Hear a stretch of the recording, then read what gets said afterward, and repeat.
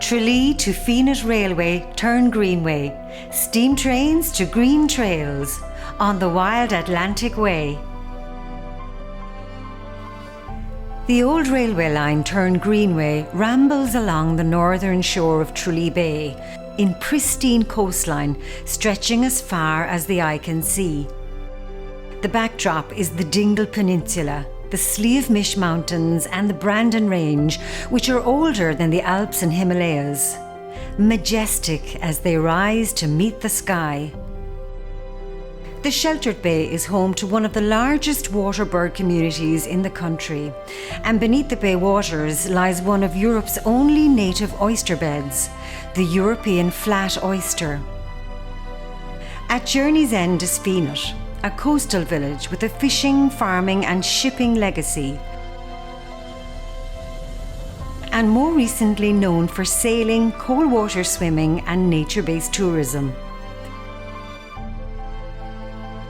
At the Greenway's end is the impressive 800-metre Fenit Pier extending into Tralee Bay. Also a towering artistic commemorative statue to the birthplace of St. Brendan the Navigator. And the iconic Little Samphire Island Lighthouse. There is so much to explore along this unique coastal greenway, but first, let's take a journey back in time. On July 5th, 1887, the Tralee-Fenit Railway opened as a port branch of the North Kerry Line. It was part of an extensive rail system in County Kerry in the late 19th and early 20th century. The Tralee-Fenit port branch operated from 1887 to 1978, close to 100 years of railway history. Historically, Barrow Harbour was the ancient port of the region, serving the monastic settlement of Ardfert. Blennerville Quay became the primary area port built in the middle of the 17th century until silting compromised its viability. Tralee Ship Canal, a town port, was completed in 1846, superseding Blennerville, but before long, silting and the increasing size of incoming ships doomed its viability. This prompted the establishment of a deep water port at Fenit, built between 1882 and 1889.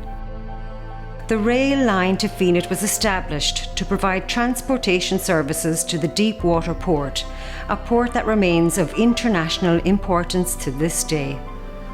The building of the railway between Fenit and Tralee coincided with the building of Fenit Pier.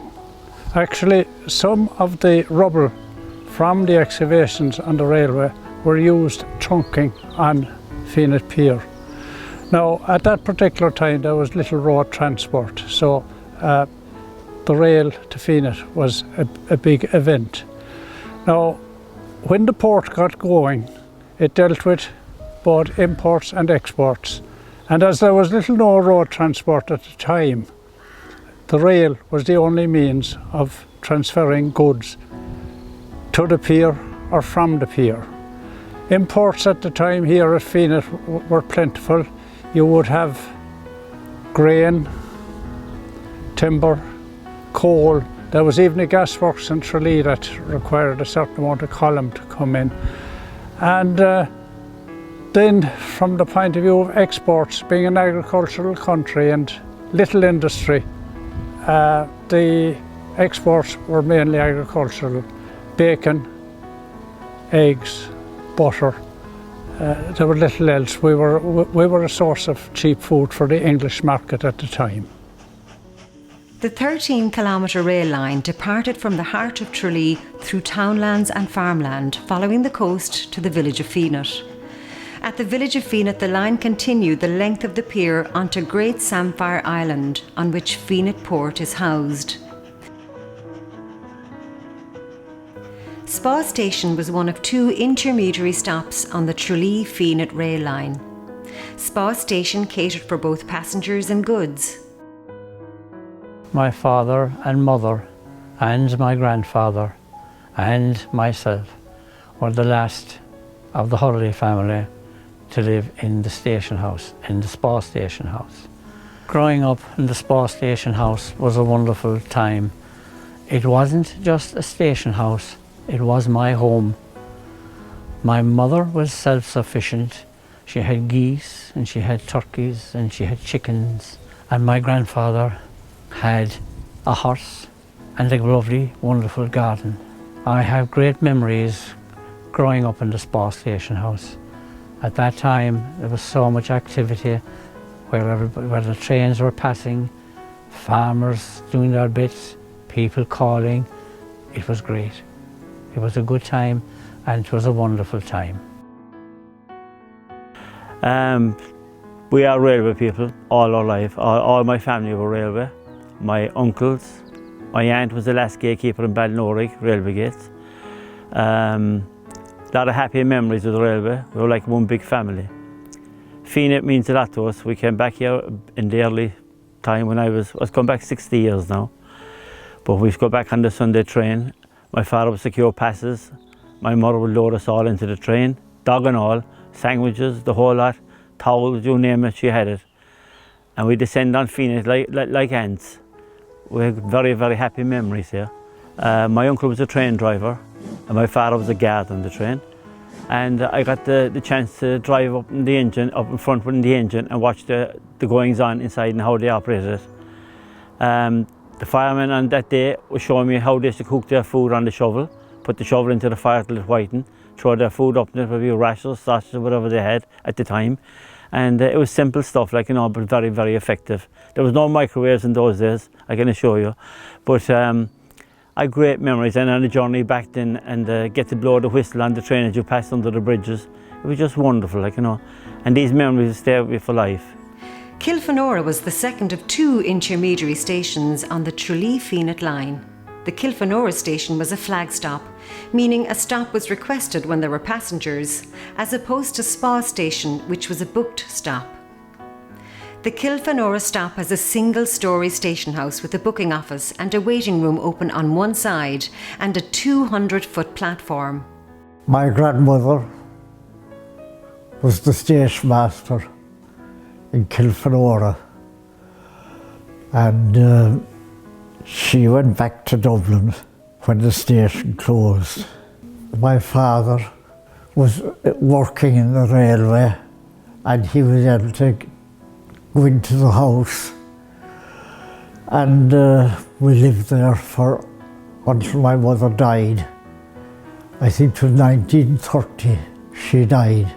The steam trains, they used to go back to the corn boats and the coal boats, and they used to have a lot of stuff for the Limerick Steam Ship Company that they used to have to bring to Tralee, and lots of timber boats and coal boats mostly.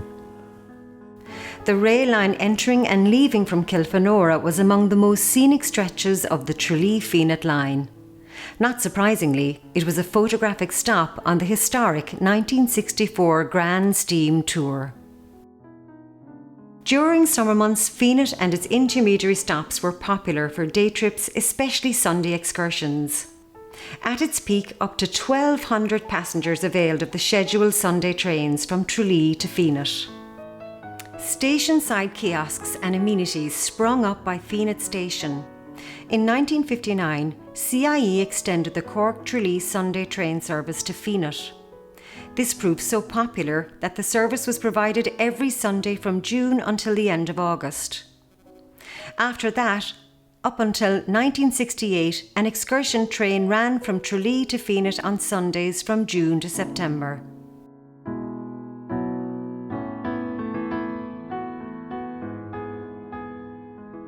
As a child growing up in Oakview, my interest in railways started, I suppose, looking across the fair green or the fair field down to see the steam engines shunting back and forth.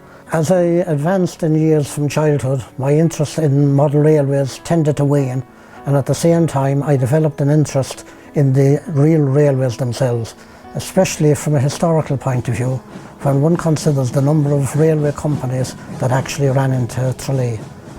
If you go back into the 1850s, it's hard to imagine that at one stage there was 3 railway termini in this vicinity. Of those 3, the only one surviving is the one that's directly behind me and currently in use. As we progress westward along the line and cross over the new footbridge over here, just beyond that footbridge is the location of the water tower. Beyond that water tower, you had a combination of various tracks, but you also had allotments or gardens for some of the people who actually worked in the railway. Further on, at the far side of the river, you had the Fenit line, and all of those three lines ran on the standard gauge of 5'3", while on the North Circular Road, where there currently exists a funeral home, the Dingle Railway terminus was at that location. The Limerick Kerry platform extended across in this direction across the river, and on the far side of that platform you had the start of the Fenit line. So in effect you had two lines running in the westerly direction out of here. You had the North Kerry line, which would have been on the northern side, and you had the Fenit line, which was on the southern side. Right, my father was a Paddy McMahon, driver in Tralee. He was based in Tralee railway station most of his working life, but not all. He was actually transferred out because that's the way the system worked. But he retired in the 60s and based in Tralee, they worked here into Fenit as required on specials and goods trains and passenger trains indeed. So my father was, as I said, a driver in latter days, so the way they worked it was they, based in Tralee, they came on passenger trains, they would have come down, ran round the train, or the engine went from one end of the train to the other and back to Tralee again. On the goods trains, mostly which are for the ships coming in, for mostly coal, timber.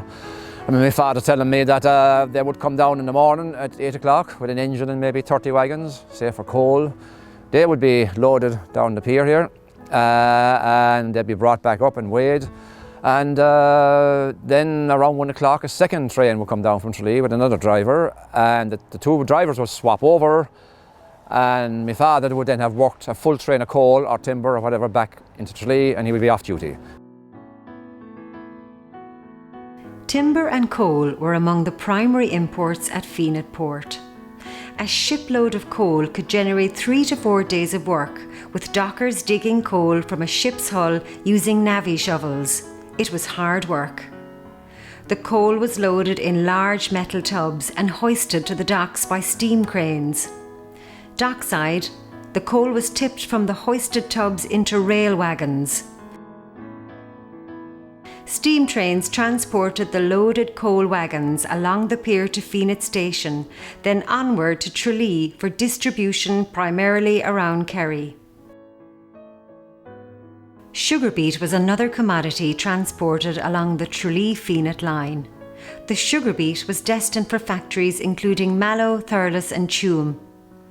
The wagons used to transport the sugar beet, which were coal wagons, but were more popularly known as beet opens. Many locals from the area still remember the sugar beet being loaded onto the trains. Well, I had a harvest myself, and I would harvest the beet. And then I'd draw it for people as well. Now I draw my own beet. The train would come out and bring some wagons and go away then and leave the wagon there, and they'd be filled up the following day. Well, I remember that it was hard work, and the hardest job was piking the beet into the wagons, because there was no tipping ramp there at the time. And you had to pike the beet from the ground up. And the pure height in some wagons were 12-ton wagons, or more were 10. I filled the wagons at night time. Sometimes they were filled and I might do them for the neighbours as well. I drew beet for my neighbours as well. There was a steam engine that time used to pull it up to Mallow factory. And to go up along there and to take a long time and take it up. And then the later there, then it was the diesel engine that turned up to take it. The Fenit water tower is a place where the steam trains would stop to replenish water supplies for the engine. A steam engine requires a combustible fuel and a supply of water. Generally, water stops happened every 100 miles or so. Local man Mike Brown remembers the pump house and the water towers being in use. I remember the pump house stood in this area here, and there was a well there, so it pumped the water from this area here up to a holding tank on the highest point there in the field, in the high field we used to call it. And that gravity fed the tower house below, which held a big tank that serviced the trains with the water. As I'm walking down towards the tower now, and I'm walking under this bridge, it brings back a lot of memories when we were children, playing around here. I remember that we used to run up to the bridge here anytime we seen a steam train coming, and we stand on the bridge and we get the whole weight of the steam blown up at us. And the train driver used to blow the whistle and frighten the life out of us. So it really used to make our day. We've arrived now at the water tower, which was once a fine structure, and there's very little of it left today. The water from this tower was gravity fed from a containing tank on top of the hill that we spoke about earlier. There was a tank on top of this tower which contained at least 2,000 gallons of water at any one time. I remember in the 50s when the steam train used to stop here to take on water, and there's to feed it with a leather pipe down from the containing tank on top of the tower. I worked in the railway in the 1960s. I started when I was 16 as a trainee maintenance man. We repaired carriages and wagons. When the trains came in, a goods train, we would check every wagon, every bearing to see if they were overheating or if there was something broken that could be replaced. My father was a railway worker. We lived in Railway Terrace. His brothers were in the railway. His father before him was in the railway in the 1800s. It was it was in the blood, really. I remember coming back on the steam train with my father back to Fenit. They had to bring back wagons to collect the beat, and we'd come back in the guard's van. The guard's van was a very comfortable van at the end of the train where we could light the fire. There was a pot-belly stove there, and we were always nice and cosy and warm. The Tralee to Fenit line may be gone, but there's a new year on the way with the Greenway, and I hope to come back here cycling, walking, retracing the railway and thinking of my father and all his relations before him that used this line and used the railway. My grandmother, Nora Sheehy, who married Cotter, was the gatekeeper here at Ballymacagog level crossing from the 1920s. Her family moved in here when the house was built in 1899. When I was a child, I remember Granny opening the gates. She'd get a call from town, and Mammy always says, they used to say, "Ma'am, the train is on the way out to you there." And she knew her times, and she would open the gates for the oncoming train. And we had a porch, a galvanised porch in the front of the house where the phone lived. And it was a wind-up mechanism. If she wanted to call to say the train was passed, you'd have to wind the mechanism and lift the phone. It was all very entertaining for children. Siobhan and I were fascinated by it, always. Our house was built in 1894. The original front door is still in the house, and the number on our door is 1085. My granny used to tell us that was the number of the house from Cork to Fenit on the railway line. We were a typical railway family. The Cotters and the Sheehys both had a huge history with the railway. The men worked on the railway, and in this house the women were the gatekeepers. Granny passed the responsibility and the duty of being gatekeeper to Mammy as she grew old, and my mother closed the gates here in 1978, probably for the last time. The train tracks are now silent, removed, with the exception of those embedded in the decades-old concrete of Fenit Pier. No trains, no tracks, no passengers or goods. The rail era has come and gone. Famine years and emigrant departures, world wars and fuel shortages, rail wagons full, stations bustling, train whistles blowing, steam furnaces glowing, turntables that once laboured, passenger platforms once full, all are but a distant memory of this once bustling line. On the 29th of November 2019, Brendan Griffin, TD, Minister of State at the Department of Transport, Tourism and Sport, turned the first sod on the Tralee Fenit Railway turn Greenway. I don't think this project would have happened without a number of factors combining at the right time and people coming together. First and foremost, it was people power, the local people here who drove the project for many years, and for a long time I think maybe felt that they weren't getting any place, but kept at it, and through their persistence were ultimately successful. And by 2019, when the funding of 3 million was ultimately announced for this project, a huge amount of collaboration had taken place between all of those parties, and I was just really glad to be able to be there, to be part of that and to drive it on for the few years before that when I was in the department. And again though, I would put it down to the local people here, the really great volunteers in the locality who saw this project for many years as being one that had massive potential and who didn't give up in it.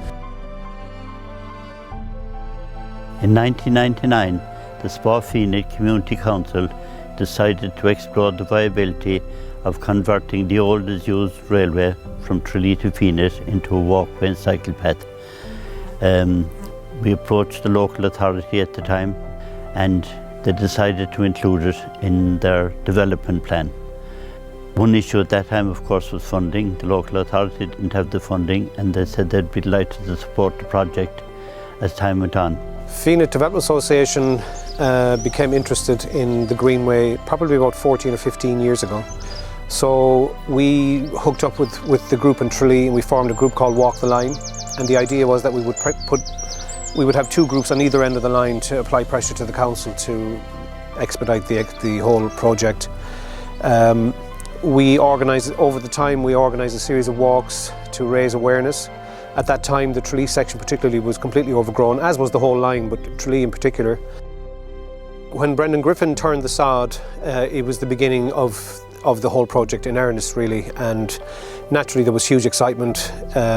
We as a group and other groups had worked a long time for this to happen, so that it was finally beginning was really exciting. And I think all the communities could see at that stage that there was huge potential in this project. One of the highlights for me personally is the bridges behind the village of Fenit, which were hidden away from us for years, but now people can get up close to them and see the beauty of them and the construction of them and get a feel for the rail history that was here one time. So we feel the potential is enormous for the line, not only as a tourism project, but as a social amenity for the village of Fenit and people who visit here, that they can go for a long walk, a short cycle, a long cycle, whatever takes their fancy. It's something there for all of them, and it's safe, it's well maintained, you're up close to nature, and it's a win-win for everybody. We're delighted to have initiated this, and we look forward to many, many years of enjoyment where people can experience what was once a busy, bustling railway line, which is now a fantastic greenway.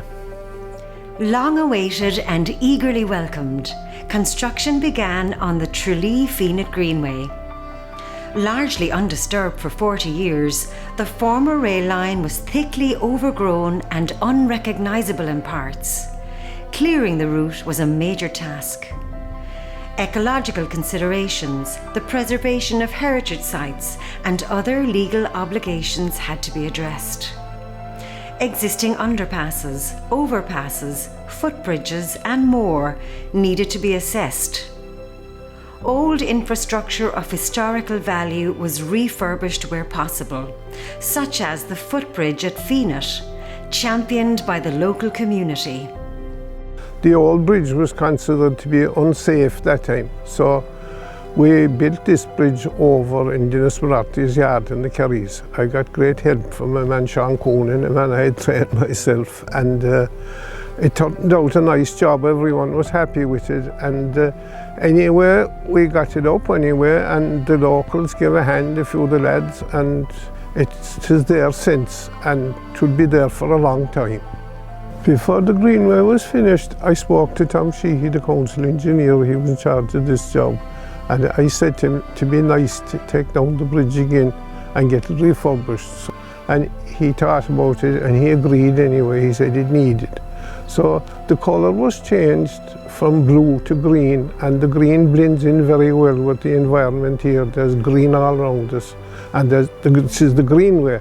There was provision made when we were erecting the bridge first day that it could be removed again if it was needed. So anyway, down it came and it was taken over to Killarney by Christy Lucy. Neighbours did a mighty job on it, refurbishing it. When the bridge came back from Killarney, it was erected again, and it went back up the same way as it came down, because it was designed for that it could be removed and refitted again at any stage. All the locals were delighted with it, and they thought it was grand, and they were very pleased changing the colour to green. Hopefully people will be still crossing this footbridge in 100 years' time, and I hope they'll get the same enjoyment out of it that I got for the last 70 years. Major new infrastructure was also needed. Impressive precast concrete culverts were manufactured and hoisted by cranes into place, facilitating seamless new road and greenway crossings. Trail pavements, entrances and exits, gates and barriers, safety signs, bike parking and more were all part of bringing the project to fruition. With challenges overcome and a job well done, great credit is due to the Kerry County Council Greenways team, the landowners for all their cooperation, the Department of Transport and all involved. After many years in the making, on June 24th, 2022, the scenic Spa to Fenit coastal segment of the Greenway opened. And I think it's true to say that, Fenit has always been a gem, but in many respects it has been for many years a hidden gem, known only to those of us who are, living within a stone's throw of it. But now it has enormous potential to reach beyond just the confines, we'll say, of Tralee and Fenit for the benefit of the entire county, indeed nationally and internationally. So it's a wonderful project. It's a tribute really to the vision, to the commitment and to the endeavour of a local authority working very closely with a local community, and of course significant resources being provided by national government. So in 5 years' time, I have no doubt that community will be stronger than ever, and the businesses and the employment and the beauty of the Greenway will be flourishing. October 28, 2022 marked the day when the full route of the Tralee to Fenit Greenway was officially opened. A beautifully crafted commemorative stone along with informational signs were erected at the Bracker O'Regan Road entrance in Tralee. The journey of creating the Greenway came to a close, with tributes paid to all involved. With exuberance upon opening, joggers, walkers and bikers took to the trail, with pupils from St Brendan's National School Fenit among the first to walk and jump on their bikes to explore the Greenway. Hugely popular, it's an amenity for all, like a giant footpath away from the hustle and bustle of roadways. It's an escape, welcoming and safe. As Ireland looks to the future, the development of greenways, blueways and peatways offer unique alternatives for tourists, visitors and local communities to enjoy Ireland. From Tralee Bay to the Wild Atlantic Way, the Tralee Fenit Trail is a magical segment of the Kingdom of Kerry Greenways. And the story of steam trains to green trails.